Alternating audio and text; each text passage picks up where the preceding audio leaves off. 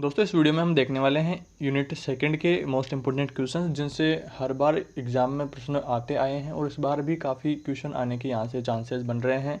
तो सारे important question हम देखेंगे। यूनिट 1 जो है आपका 15 नंबर का यूनिट है। इसका नाम है दोस्तों मौखिक अभिव्यक्ति। मौखिक अभिव्यक्ति के बारे में यूनिट है, 15 नंबर का है। तो आइए पहला प्रश्न हम यहाँ पे देखते हैं। पहला क्वेश्चन है मौखिक अभिव्यक्ति का संबंध किससे है? तो उच्चारण के साथ। तीसरा प्रश्न है अभिव्यक्ति का प्राथमिक सोपान, तो मौखिक अभिव्यक्ति। अगला क्वेश्चन है सुनकर समझने में संपूर्ण महत्वपूर्ण स्थान है, तो विषय वस्तु का। अगला क्वेश्चन है मौखिक अभिव्यक्ति का महत्वपूर्ण सोपान है, तो सुनना। ये सारे दोस्तों ऑप्शनल क्वेश्चन में आपको इनमें से काफ़ी क्वेश्चन यहाँ पे देखने को मिलेंगे। सुनने में विशेष महत्व किसका है? आवाज़ का। आवाज़ को ही तो हम सुनेंगे। सातवां है मौखिक रचना का रोचक और प्रिय माध्यम, तो कहानी। अगला क्वेश्चन है बालक की रागात्मक शक्ति उभरती है कविता पाठ करने से। अगला इंपॉर्टेंट क्वेश्चन है मौखिक अभिव्यक्ति का रूप क्या है? तो आशुभाषण।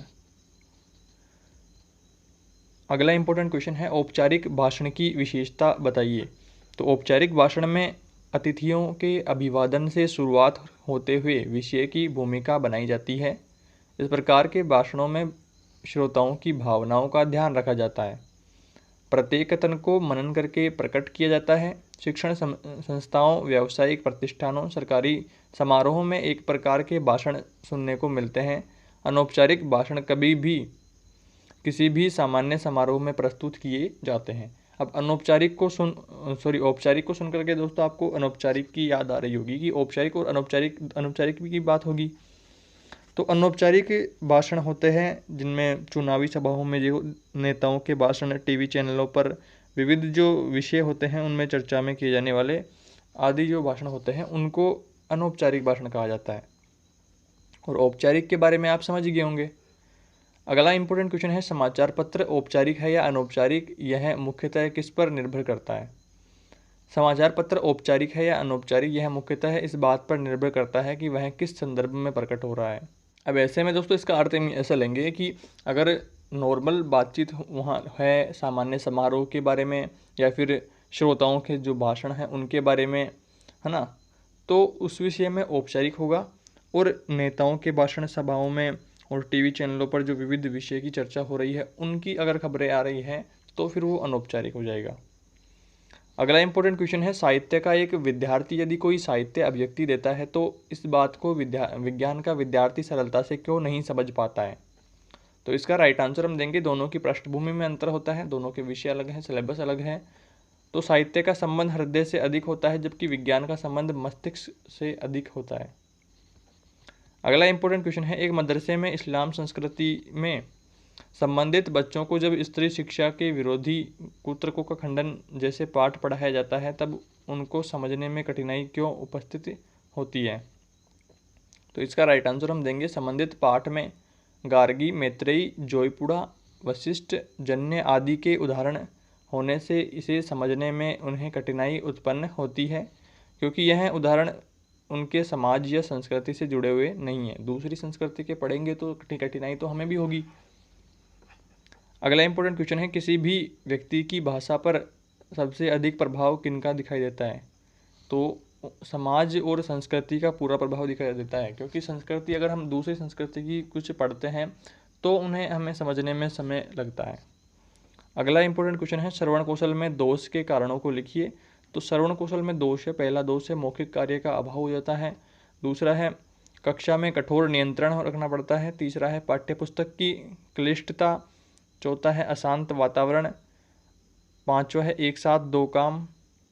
और छठा है श्रवणेंद्रियों का बाधित होना। अब श्रवण कौशल अगर दोस्तों बाधित है तो आप क्या कर पाओगे? सांकेतिक भाषा से ही आपको सिखाया जाएगा और सांकेतिक भाषा में ही आपको समझाया जाएगा। अब इम्पोर्टेंट क्वेश्चन दोस्तों आ जाता है यहाँ पे मौखिक अभिव्यक्ति के उद्देश्यों को स्पष्ट कीजिए। तो पहला है यहाँ पे मौखिक अभिव्यक्ति के लिए सुनकर समझने के महत्व को जानना। दूसरा है मौखिक अभिव्यक्ति में वक्ता और श्रोता के पूर्व ज्ञान, पृष्ठभूमि व उसके प्रभाव को समझना। तीसरे नंबर पर है आवाज़ के उतार चढ़ाव व संदर्भ के आधार पर बात को समझने की कुशलता अर्जित करना। चौथे नंबर पर है श्रवण बाधित व्यक्तियों के जो भाषा के विविध पहलुओं को समझना। पाँचवें नंबर पर है आदेश व निर्देश की भाषा व उसमें अंतर एवं उसके अनुरूप व्यवहार का विश्लेषण। छठा है विशेष प्रकार के वार्तालाप एवं उनमें भागीदारी के समझना। सातवें नंबर पर है जनसंचार माध्यम से प्राप्त सामग्री के विश्लेषण को समझ बनाना। आठवें नंबर पर है बच्चों में मौखिक अभिव्यक्ति विकास हेतु आयोजित की जा सकने की गतिविधियों की समझ बनाना। अगला इंपॉर्टेंट क्वेश्चन है यहाँ पे, वर्तमान में जो रेडियो है, टीवी है, उन्होंने हमारी समझ पर क्या प्रभाव डाला है। तो टीवी रेडियो पर आजकल कई प्रकार के चैनल आते हैं जिनमें समाचार, खेल जगत, रहस्य, रोमांच, वन्यजीव, सिनेमा इत्यादि के कार्यक्रम निरंतर चलते रहते हैं। हम प्रतिदिन कार्यक्रमों को देखते हैं। जितनी रुचि से हम उन्हें देखते हैं उतने ही विषय के प्रति हमारी समझ बढ़ती है। वर्तमान समय की इस दौर के अनुसार तुलना करें तो जब टीवी रेडियो नहीं हुआ करता था तब हम पाएंगे कि तब बातचीत के विषय भी सीमित हुआ करते थे और बातचीत का विस्तार भी संकुचित होता था। इसलिए यह कहना अत्युचित नहीं होगा कि इन माध्यमों ने हमारी समझ को पैना कर दिया है। अगला इंपॉर्टेंट क्वेश्चन है, रेडियो एवं टीवी द्वारा प्रसारित कार्यक्रमों में क्या अंतर होता है और इन अंतरों का जो है हमारी समझ पर क्या प्रभाव पड़ा है। तो रेडियो टीवी के कार्यक्रमों में डिफरेंस हमें यहाँ पर देखना है। तो रेडियो एवं टीवी प्रसारित कार्यक्रमों में भी विशेष अंतर है। इसी अंतर का हमारी समझ पर व्यापक प्रभाव पड़ा है।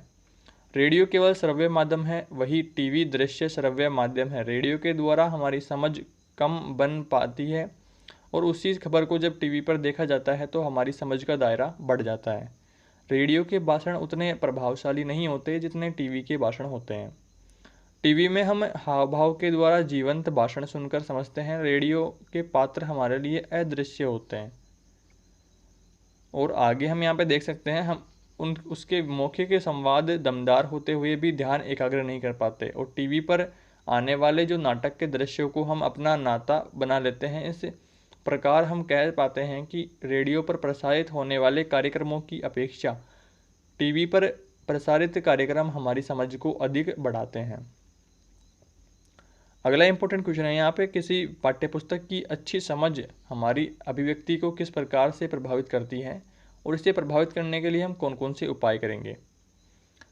तो देखिए, किसी पाठ्यपुस्तक की जो अच्छी समझ है उसे पाठ्यपुस्तक से संबंधित बेहतर अभिव्यक्ति की ओर अग्रसर करती है। हमारी जो सोच है उसको बढ़ाने का कार्य करती है। हमारी समझ जितनी अच्छी होगी अभिव्यक्ति भी उतनी ही सुंदर और सुसंगत होगी। इसमें आप अच्छी तरह से लिख सकते हो। अगला है इंपॉर्टेंट क्वेश्चन, भाषण की विशेषताओं की विवेचना कीजिए। 2017 में क्वेश्चन आया है, वेरी इंपॉर्टेंट। विद्यालयी शिक्षा पद्धति में भाषण का महत्वपूर्ण स्थान है। यह उतना महत्वपूर्ण है कि भाषणबाजी एवं व्यंग्यात्मक शब्द बनकर उभर रहा है। भाषण शिक्षक होने के नाते हम उसे अभिव्यक्ति कौशल का एक महत्वपूर्ण माध्यम मानते हैं। भाषण एक ऐसी विधि है जिसमें भाषाई अभिव्यक्ति की अपार संभावनाएं निहित होती हैं। भाषण की कुछ विशेषताओं को इस रूप में देखा जा सकता है।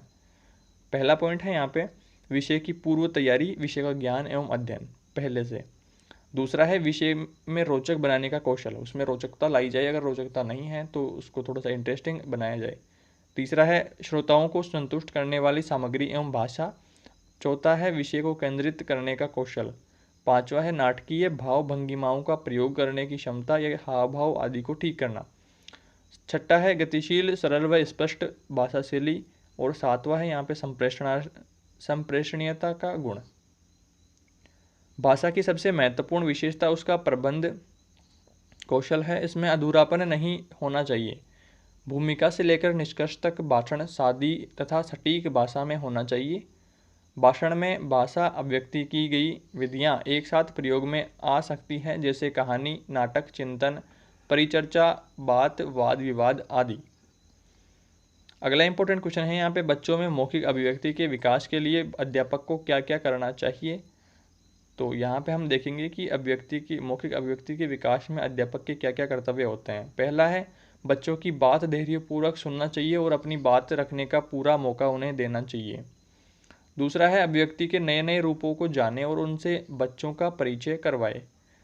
तीसरे नंबर पर है यह जरूरी नहीं कि भाषण कला में सभी बच्चे निपुण हों। उन्हें भाषा अभिव्यक्ति के नए माध्यमों जैसे कहानी, बातचीत, नाटक आदि के रूपों में भी परिलक्षित कराएं। चौथे नंबर पर है दूसरों को सुनने की आदत डालकर भी बच्चों में आत्मविश्वास बढ़ाया जा सकता है। 5वें नंबर पर है बच्चों को प्रश्न पूछने की आज्ञा दीजिए तथा स्वयं उन्हें आत्मीयता के साथ प्रश्न पूछिए।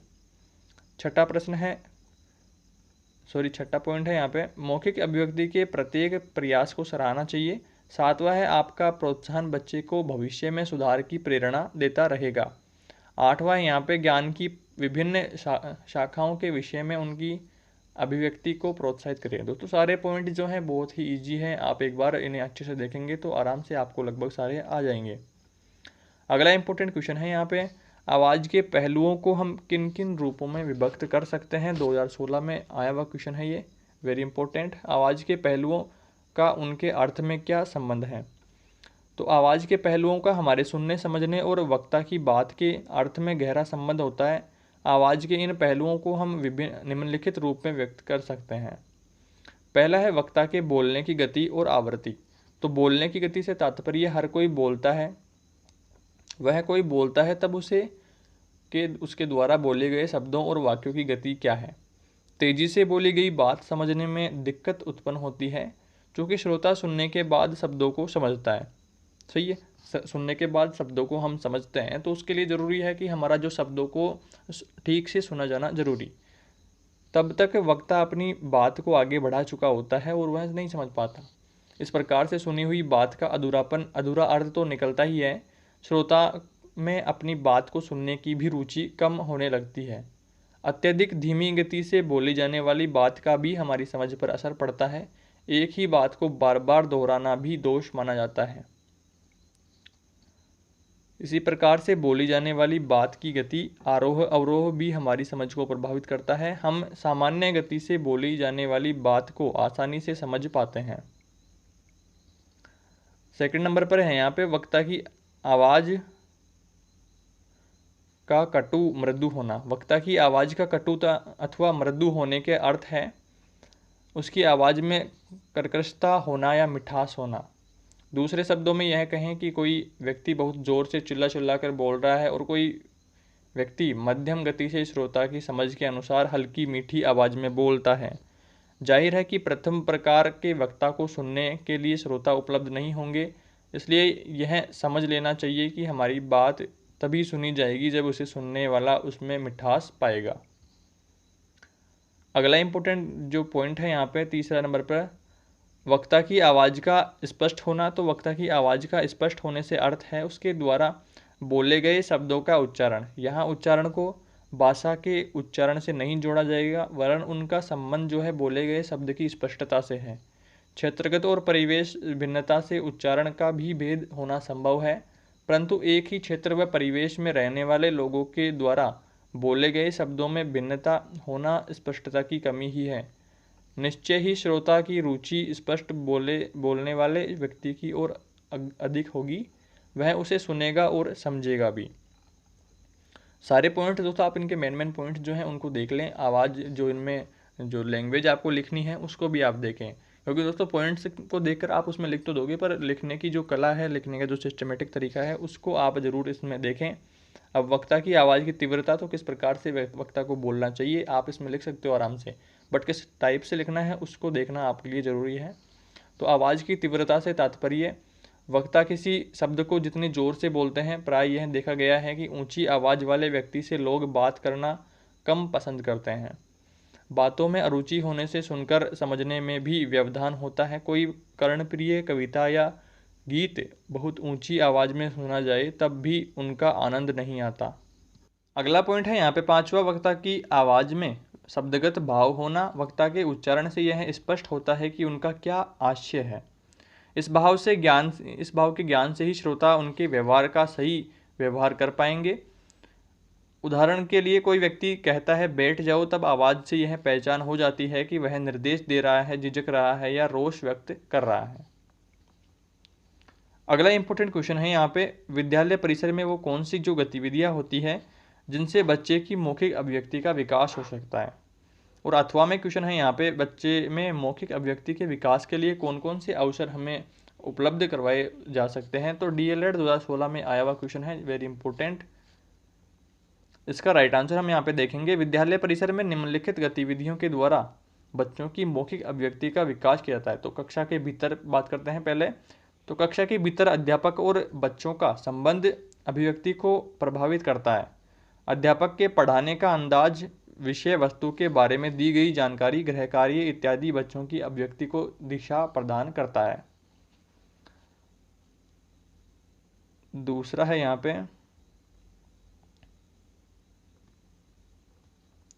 उच्च माध्यमिक स्तर पर कक्षा के भीतर बच्चों की जो मौखिक अभिव्यक्ति है उसको विस्तार देने में निम्नलिखित गतिविधियां सहायक हैं। इसमें पहला पॉइंट है, अध्यापन के दौरान जब पढ़ाया जा रहा है तो जब शिक्षक किसी पाठ को पढ़ाए तब बच्चों को यथासंभव पाठ पढ़ने के अवसर उपलब्ध करवाए। इसके बाद पाठ में आए विभिन्न शब्दों के अर्थ समझाते हुए शब्द चर्चा विस्तार देवे। अगला है यहाँ पे सेकंड नंबर पर, पाठ्यपुस्तक के साथ। तो पाठ्यपुस्तक पढ़ाते समय मौखिक अभिव्यक्ति के लिए यथेष्ट अवसर मिलता है। विषय की व्याख्या, स्पष्टीकरण, पाठ पर आधारित प्रश्नोत्तर, सारांश, कथन, शब्द प्रयोग, वाक्य रचना आदि से बालक प्रशिक्षित होता है तथा कक्षांतर्गत उसकी बोलने की क्षमता का विकास भी होता है। आगे है, पाठ्यपुस्तक पढ़ाते समय निम्नलिखित बातों का ध्यान रखा जाना चाहिए। पहली जो बात है, विद्यार्थी जो पठित विषय के अंतर्गत अपनी जिज्ञासा स्पष्ट रूप से व्यक्त कर सके तथा अपनी सहमति असहमति प्रकट वहाँ पे कर सके। दूसरा है यहाँ पे, पठित विषय पर तर्क वितर्क कर सके। तीसरा है, पाठ का पुनर्कथन अपनी भाषा में प्रस्तुत कर सके। चौथा है, रूपांतरित रूप से जैसे कहानी को एकांकी में तथा एकांकी को कहानी के रूप में प्रस्तुत कर सके। अगला नंबर पर है, स्वतंत्र रूप से विचार विश्लेषण करके अपना मत प्रकट कर सके। नेक्स्ट है यहाँ पे लिखित कार्य। लिखित कार्य में हम बात करेंगे तो पढ़े गए पाठ का आधारित किया गया लिखित कार्य भी मौखिक अभिव्यक्ति के कई मायनों में प्रभावित करता है। बच्चों को पाठ से जुड़े प्रश्नों के अतिरिक्त पाठ के आसपास के प्रश्न एवं दैनिक अनुभवों पर आधारित प्रश्न गृह कार्य में देने चाहिए। इस प्रकार के प्रश्नों से बच्चे मानसिक श्रम करेंगे, उनसे उनकी जो लिखित अभिव्यक्ति है वो सुदृढ़ होगी। साथ ही यह लिखित कार्य मौखिक अभिव्यक्ति के समय सहायक सामग्री का कार्य करेगा। अब बात आ जाती है कक्षा के बाहर। अभी हम बात कर रहे थे कक्षा के भीतर के बारे में कि कक्षा के भीतर किस प्रकार से मौखिक अभिव्यक्ति को बढ़ाया जा सकता है। अब हम बात करेंगे कक्ष के बाहर किस प्रकार से बढ़ाया जा सकता है। तो विद्यालय में कक्षा के बाहर बच्चों के काफ़ी अवसर होते हैं। विद्यालय में विभिन्न प्रकार की प्रतियोगिताओं, सांस्कृतिक कार्यक्रमों, खेलकूद इत्यादि का जो आयोजन होता रहता है। इस प्रकार के कार्यक्रमों में बच्चों को अधिकाधिक भागीदारी के लिए प्रेरित करना चाहिए। पहली आ जाती है यहाँ पे प्रार्थना सभा। तो बच्चों को प्रार्थना सभा में अखबार पढ़वाने, सामान्य ज्ञान के प्रश्न बोलने, अनमोल वचन, ज्ञानवर्धक वार्ताएं करने के अवसर प्रदान किए जाने चाहिए। प्रतिदिन प्रार्थना सभा में एक बच्चे का चयन कर प्रार्थना संचालन का प्रशिक्षण दिया जाए। शुरुआत में बच्चों में भय, शर्म, शंका की स्थिति होना स्वाभाविक है, पर कुछ प्रयास करने पर स्वतंत्र माहौल उपलब्ध होने की स्थिति में बच्चे आगे बढ़कर भागीदारी करने लगते हैं। दूसरा है यहाँ पे बाल सभा में। तो विद्यालय में प्रति शनिवार अथवा अन्य मौक़ों पर बाल सभा का आयोजन रखा जाना चाहिए। बच्चों को बाल सभा तैयारी के लिए पर्याप्त समय दिया जाना चाहिए।